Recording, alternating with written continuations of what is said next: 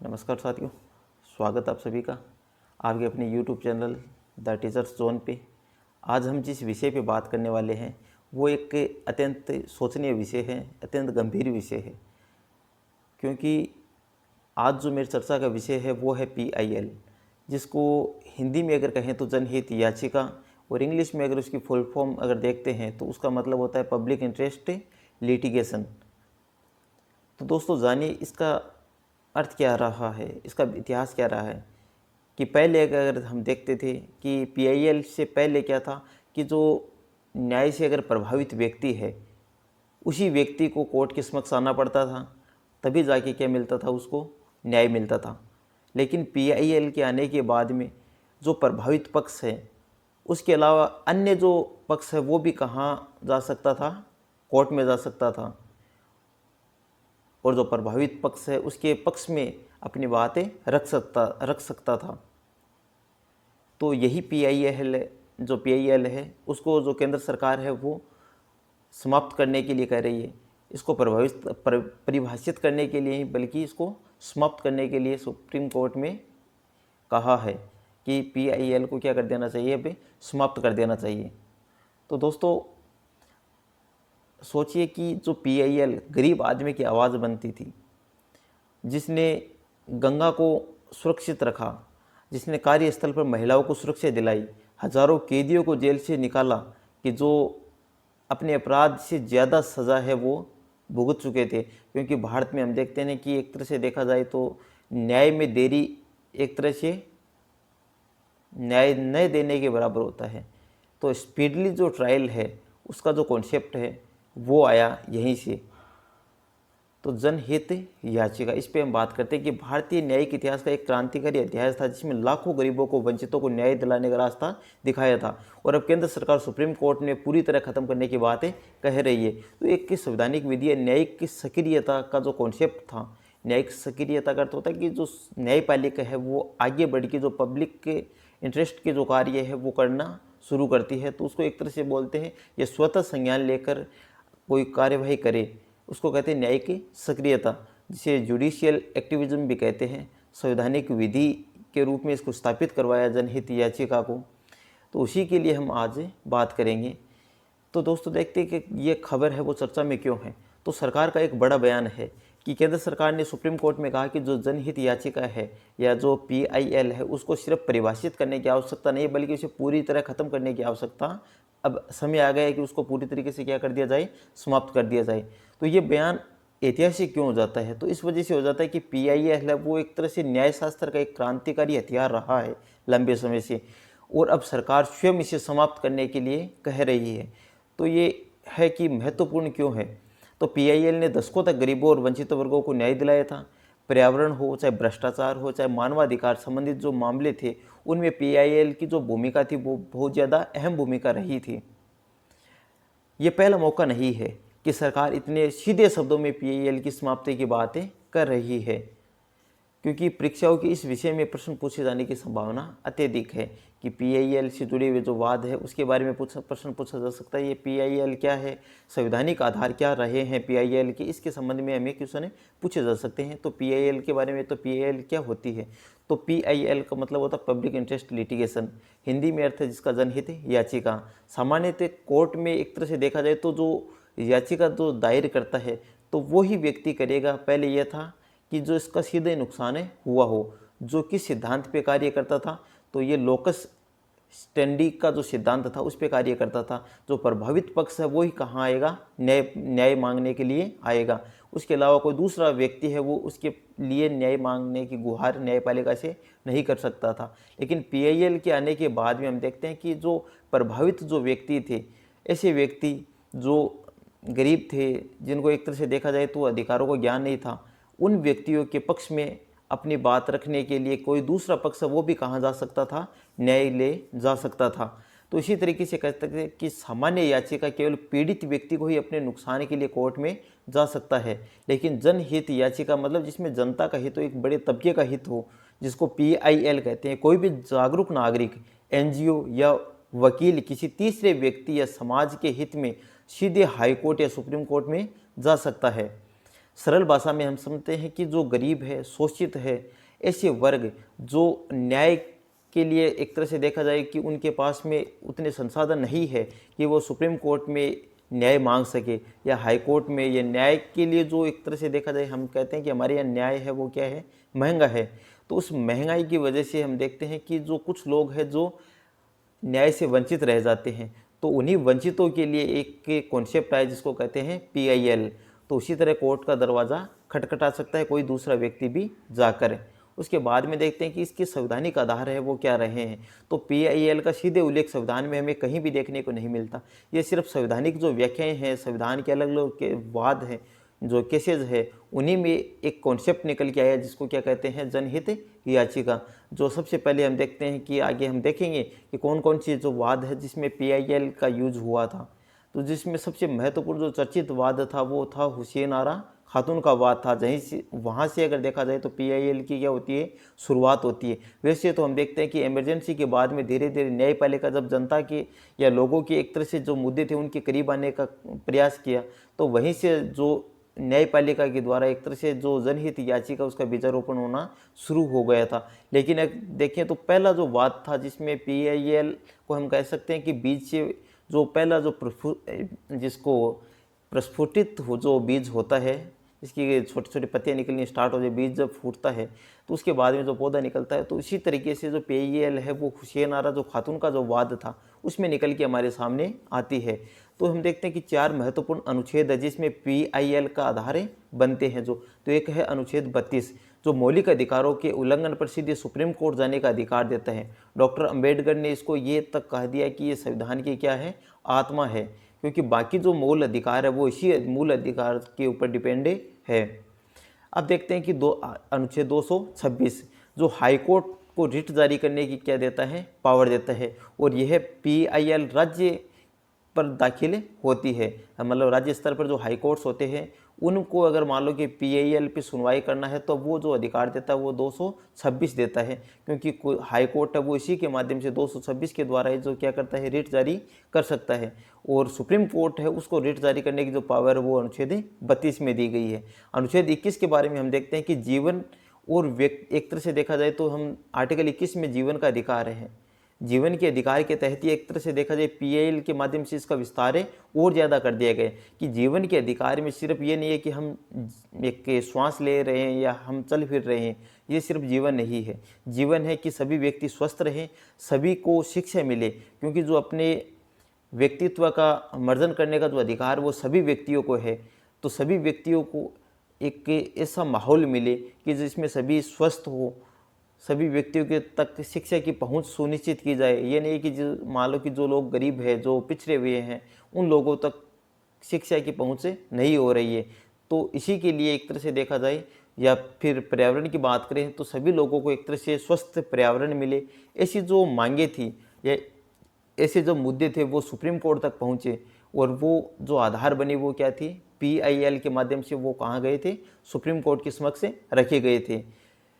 अब देखते हैं कि एक अनुच्छेद है, अनुच्छेद जो नीति निर्देशक तत्व में आता है कि जिसको कहते हैं बाद में संविधान संशोधन के द्वारा जोड़ा गया था, जिसको 39A के रूप में हम जानते हैं, जो निःशुल्क विधिक सहायता उपलब्ध करवाता है। जिसका मतलब होता है जैसे एक तरह से जो व्यक्ति, मतलब जो लोग सक्षम नहीं है, जिनके पास में पैसे नहीं है, जो लोग गरीब है, जो वंचित है, उन लोगों को जो सरकार है वो अपने स्तर पे क्या करके देगी, न्याय उपलब्ध करवाएगी। तो न्याय उपलब्ध करवाने के लिए जो विधिक सहायता है, कानूनी जो सहायता है वो कौन प्रदान करेगी, तो वो सरकार प्रदान करेगी। ये जो लिखा गया है अनुच्छेद 39A में। तो इसमें सामान्यतः न्याय और निःशुल्क कानूनी सहायता की बात की गई, जो DPSP का क्या है, पार्ट है। और यह PIL की मूल भावना का क्या है, आधार है। क्योंकि 39 में हम देखते हैं कि सभी व्यक्तियों को क्या होनी चाहिए कि कानूनी सहायता है वो उपलब्ध होनी चाहिए। जो लोग कानून के जानकार नहीं है, जिन लोगों को कानून के बारे में कुछ पता नहीं है, उन लोगों के अधिकारों का भी अगर हनन होता है तो उनको भी क्या मिलेगी, मान लो कि सरकार है वो अपने स्तर पे निःशुल्क उनको एक तरह से देखा जाए तो वकील करके देगी, उनको न्याय दिलाने का काम है करेगी सरकार। यह है 39 ए में लिखा गया है। उसके बाद में देखते हैं कि PIL का जन्म कैसे हुआ और उसका जो विकास क्रम है वो किस प्रकार रहा है, उसके बारे में चर्चा करते हैं। तो 1975 से 77 के बीच में हम देखते हैं कि हमारे देश में क्या लगा था, इमरजेंसी का दौर रहा था। तो इसी इमरजेंसी के दौर में हम देखते हैं कि न्यायपालिका ने स्वयं को जनता के करीब लाने की कोशिश की थी। तो उसी टाइम जो सबसे महत्वपूर्ण जिन्होंने इस चीज़ की शुरुआत की वो थे, जिनका नाम हमें बहुत ही एक तरह से सम्मान के साथ में याद रखना चाहिए, जिन्होंने एक तरह से देखा जाए तो PIL के जनक माने जाते हैं, जो वो थे सुप्रीम कोर्ट के जस्टिस, जिनका नाम था VR कृष्णा अय्यर, और साथ में थे जस्टिस PN भगवती ने PIL की क्या रखी थी, नींव रखी थी। और इसी नींव के चलते हुए जो नींव है वो आगे जाके और मजबूत हुई। कब, जब 1979 का जो मामला था, 1979 मतलब 1979 का जो मामला था, भारत की पहली PIL एक तरह से दायर की गई थी, जिसका हम कह सकते हैं जिसका नाम क्या था, हुसैन आरा खातून वर्सेस स्टेट ऑफ बिहार का मामला जो था। एक पत्रकार की खबर ने एक तरह से आधार पर जो बिहार की जेलों में जो विचाराधीन जो कैदियाँ थे, जो अंडर ट्रायल जो कैदीज थे, मतलब जिनकी एक तरह से सज़ा पे कोई एक तरह से देखा जाए तो सुप्रीम कोर्ट में भी सुनवाई शुरू नहीं हुई थी, लेकिन वो अंडर ट्रायल थे उस टाइम पे। तो वो व्यक्ति, जिन व्यक्तियों को मान लो कि कुछ महीनों की सज़ा होनी थी, वो कुछ कई सालों तक वहाँ बिहार की जेलों में क्या थे, बंद थे। तो इस तरीके से हम देखते हैं कि ऐसे लोग जिनको सामान्य जो सज़ा होनी थी उससे ज़्यादा समय उन्होंने जेल में बिता दिया, अब उनको एक तरह से देखा जाए तो इसी के तहत बाद में बहुत से जो हुसैन आरा जो खातून के जो PIL थी उसके दायर होने के बाद में बिहार की जेलों या बाकी देश के अन्य जेलों से बहुत से ऐसे कैदियों को चिन्हित किया गया, जिनको एक तरह से जो सज़ा होनी है उससे ज़्यादा सज़ा उन्होंने क्या कर ली थी, एक तरह से उन्होंने सज़ा काट ली थी। तो इस तरीके से हम कह सकते हैं कि जो PIL है वो एक बहुत क्रांतिकारी कदम था। और उसके बाद में 1982 PIL की जो औपचारिक शुरुआत है वो SP Gupta versus union of India का जो मामला था, जिसमें जस्टिस भगवती जो PN भगवती है उसके द्वारा अवधारणा को औपचारिक रूप दिया गया था। तो इसमें कहा गया था कि कोई भी व्यक्ति सार्वजनिक हित में, मतलब कि अगर मान लो कि समाज की या जनता की भलाई या फिर मान लो कि सार्वजनिक या पब्लिक इंटरेस्ट का अगर कोई विषय है, उस पर आकर कोर्ट का दरवाज़ा वो खटखटा सकता है। तो इसका मतलब ये हुआ कि अब जो लोकस जो स्टैटिज जो का जो नियम था उसको अब क्या कर दिया गया था, बदल दिया गया था, जिसका मतलब ये था कि न्याय वही व्यक्ति, मतलब कि न्यायपालिका में न्याय के लिए जो आने वाला जो व्यक्ति है वही व्यक्ति आ सकता है जो न्याय से, जो एक तरह से देखा जाए तो किसी तरीके से क्या हो, उससे प्रभावित हुआ हो। अब इसको बदल दिया गया था। इसका मतलब ये हुआ कि अब कोई दूसरा पक्ष है वो भी किसी और के लिए अपना जो पक्ष है उनका पक्ष रखने के लिए कहाँ जा सकता था, तो वो न्यायपालिका में जा सकता था। अब देखते हैं तो 1986 से 2012 के बीच में जो एक तरह से देखा जाए तो PIL का क्या रहा है, स्वर्णिम युग रहा था, क्योंकि इसमें बड़े बड़े जो चीज़ें केस है वो हमारे सामने निकल के आई, जो सार्वजनिक हित के मामले थे जिनको उठाया गया और उन पे सुप्रीम कोर्ट या न्यायपालिका ने उन पर क्या की थी, सुनवाई की थी। तो उसमें हम देखते हैं कि चाहे MC मेहता का वाद हो, चाहे विशाखा वाद हो, या फिर 2G स्पेक्ट्रम जो घोटाला हो उसकी बात हो, या ऐतिहासिक मामलों में PIL भारतीय लोकतंत्र का एक अनिवार्य हथियार बन गया था लंबे समय से।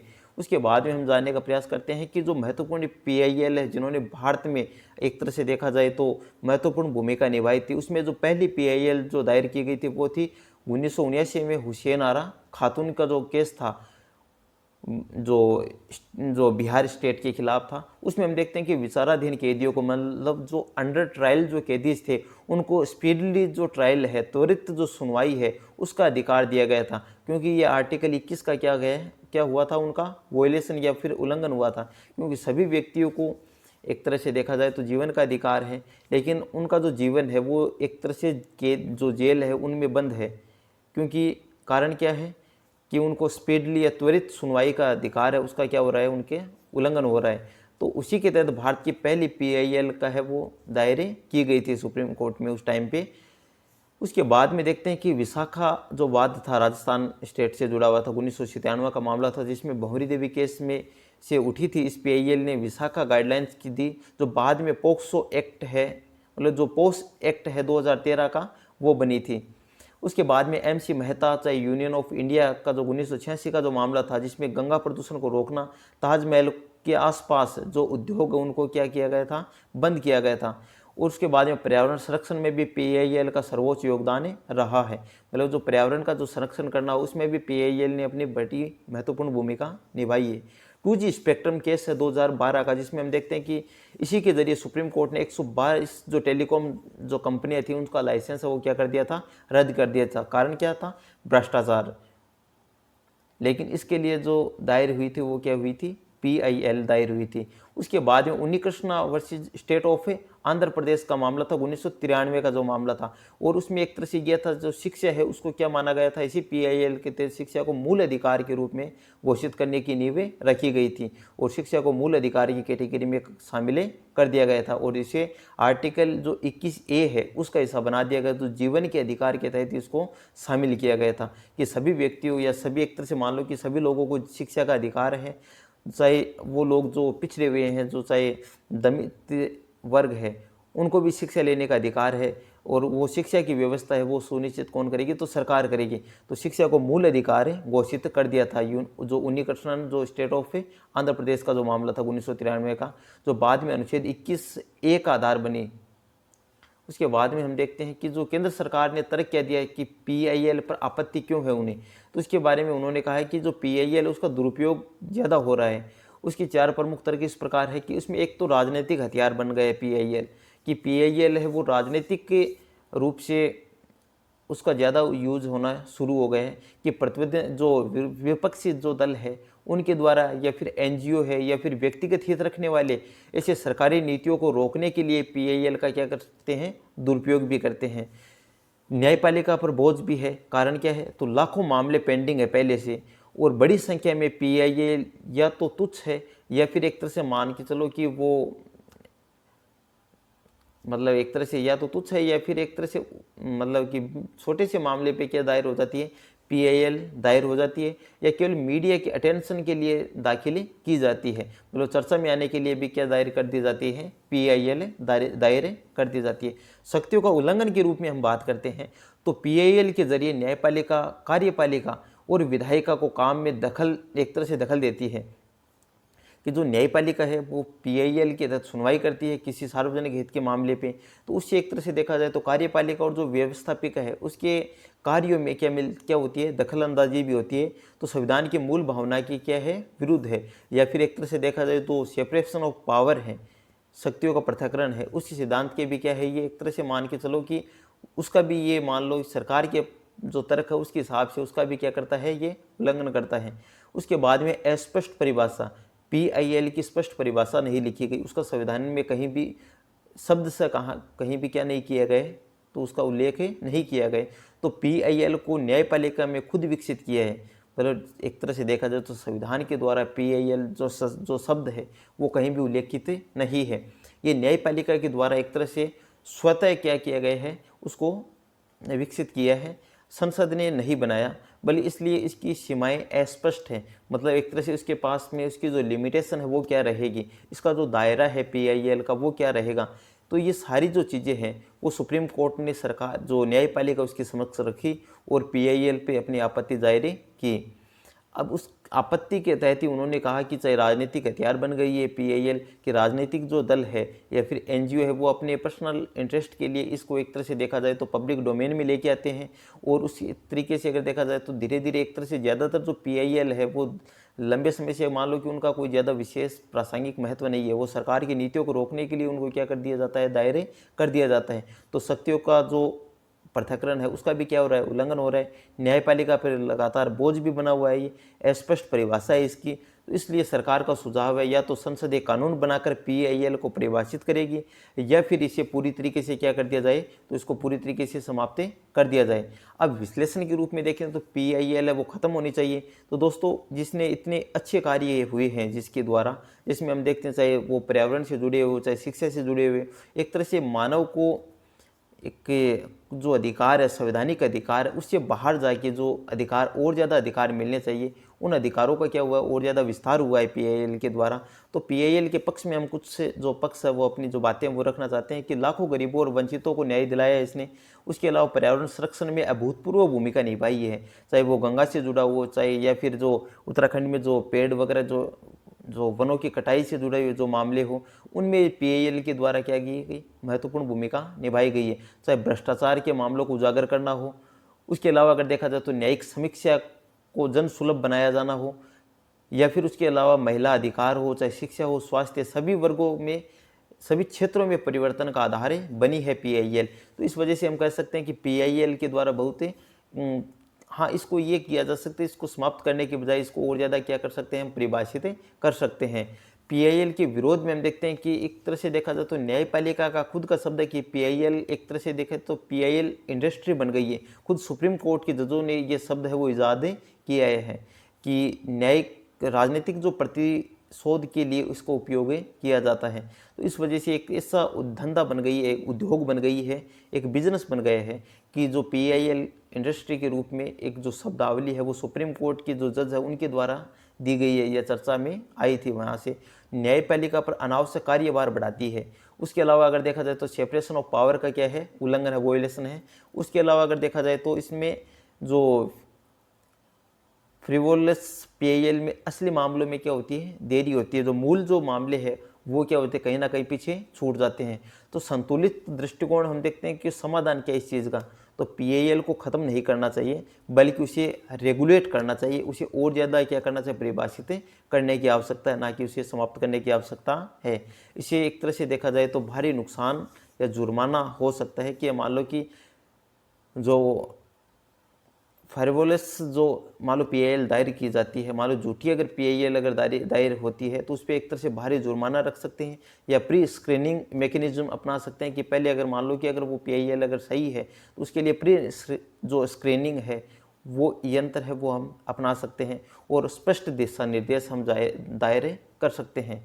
उसके अलावा हम और चीज़ें अगर देखते हैं तो उसमें देखेंगे कि जो आरपीसी जो एग्ज़ाम है उसकी दृष्टि से इसका क्या महत्व है।